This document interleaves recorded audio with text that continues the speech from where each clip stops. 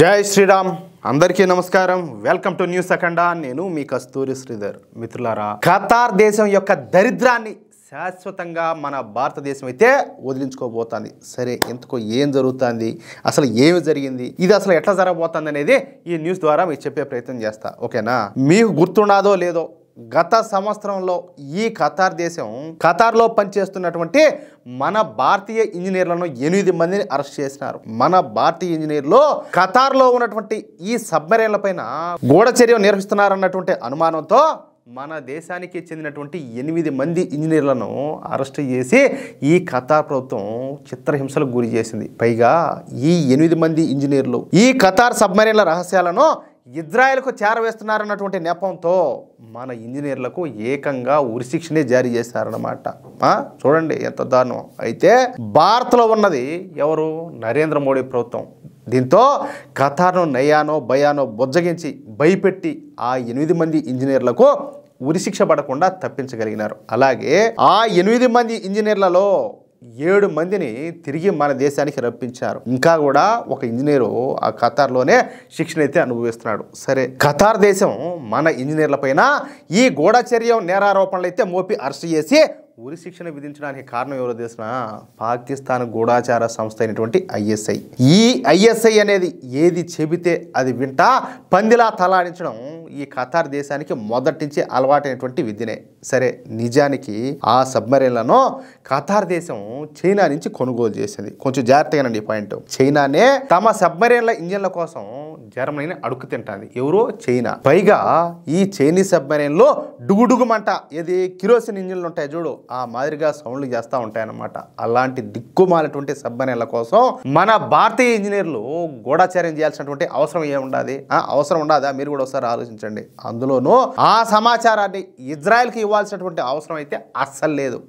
ఎందుకంటే ఈ ఇజ్రాయెల్ దగ్గర 6 శక్తివంతమైనటువంటి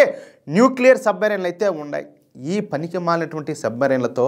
ఇజ్రాయెల్కు అసలు పని కూడా లే ఎందుకు అయ్యే బెకార్టీ వాటితో అవసరం వాళ్ళక అయితే ఇజ్రాయెల్కు మన భారతీయ ఇంజనీర్లకు ఎలాగోలా ఈ సంబంధాన్ని కలిపి ఈ పాకిస్తాన్ ఐఎస్ఐ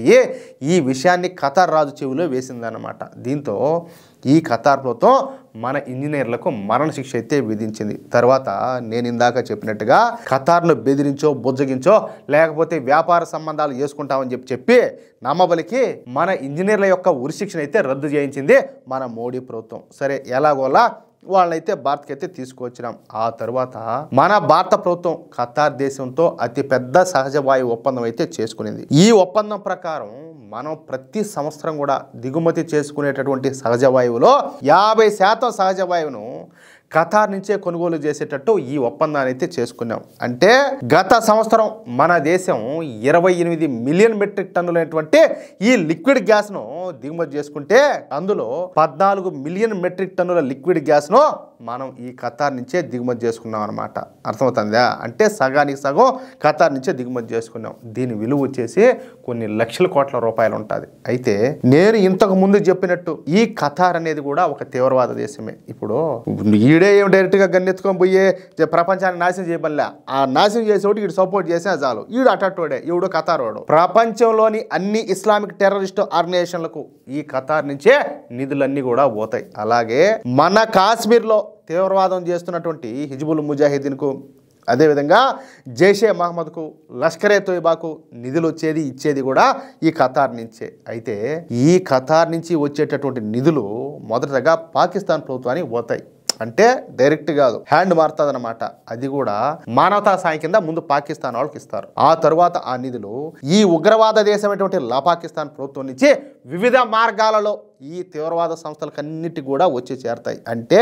మనం ఖతార్కు డబ్బులు ఇచ్చి మరీ కొట్టించుకున్నట్టు ఉన్నది కానీ అవసరం తప్పదు మనకు ఉన్నటువంటి అవసరాలు అట్లాంటి కానీ ఇప్పుడు శాశ్వతంగా ఈ ఖతార్ అనేటటువంటి దరిద్రాన్ని వదిలించుకునే సమయం అయితే ఆసనమైపోయింది మన దేశంలో కూడా పెద్ద సంఖ్యలో ఈ సహజ వాయు క్షేత్రాలన్నీ కూడా బయటపడినాయి అండమాన్ బేసిన్లో ఈ సహజ వాయు క్షేత్రాలన్నీ కూడా బయటపడడం ఇక్కడ విశేషం అనమాట చూడండి ఎంత మంచి శుభవార్త అండమాన్ దీవులకు తూర్పు తీరం నుంచి 17 కిలోమీటర్ల దూరంలో ఉన్నటువంటి శ్రీ విజయపుర ప్రాంతంలో ఉన్నటువంటి సముద్ర ప్రాంతాన్ని డ్రిల్లింగ్ చేస్తే ఈ సహజ వాయువు వెలికి వచ్చిందనమాట. ఈ శ్రీ విజయపురాలోని రెండో బావిలో అత్యంత నాణ్యమైనటువంటి ఈ సహజ వాయువు వెలికి వచ్చిందంట. అంటే ఈ సహజ వాయువులో మిథేన్ శాతం ఏకంగా 87% ఉండదంట. అంటే ఇది మనకు పండగ లాంటి వార్త అన్నమాట. ఈ విషయాన్ని స్వయంగా మన కేంద్ర పెట్రోలియం మరియు సహజ వాయువుల శాఖ మంత్రి అయినటువంటి హర్దీప్ సింగ్ పూరి గారు తెలియజేశారు. ఇక 275 అడుగుల లోతులో ఉన్నటువంటి ఈ సహజ వాయువును వెలికి తీసేందుకు మన భారత ప్రభుత్వం ఫ్రాన్స్తో కలిసి పనిచేయనున్నట్టు తెలుస్తుంది. సాధ్యమైనంత త్వరగా ఈ సహజ వాయువు నిక్షేపాల మైనింగ్ చేసి ఆ ఫలాలను మన భారతీయులకు అందించాలని చెప్పేసి మోడీ ప్రభుత్వం ఆరాటపడతా ఉన్నట్టుగా కనపడుతుంది. అంటే బహుశా వచ్చే సంవత్సరం నుంచి మన సహజ వాయువును మనమే ఉత్పత్తి చేసుకోబోతున్నాం అన్నమాట. దీని మూలంగా మన గ్యాస్ ధరలు తగ్గడమే కాకుండా ఈ దిక్కుమాలిన దౌర్భాగ్యపు ఖతార్ దేశ దరిద్రం శాశ్వతంగా వదిలిపోనుండదు. అది విషయం. మిత్రులారా, ఈ న్యూస్ కనుక మీకు నచ్చినట్లయితే ఖచ్చితంగా ఈ న్యూస్ నలుగురికి షేర్ చేయండి. అలాగే ప్రతి ఒక్కరు కూడా ఈ వీడియోకి సంబంధించి మీ యొక్క అమూల్యమైనటువంటి అభిప్రాయాలను కామెంట్ రూపంలో తెలియజేయండి. అలాగే ఇంతవరకు మీరు కనుక మన ఛానల్ను సబ్స్క్రైబ్ చేసుకున్నట్లయితే ప్రతి ఒక్కరు కూడా మన ఛానల్ను సబ్స్క్రైబ్ చేసుకోండి, సపోర్ట్ చేయండి ప్లీజ్. జై శ్రీరామ్, జై హింద్.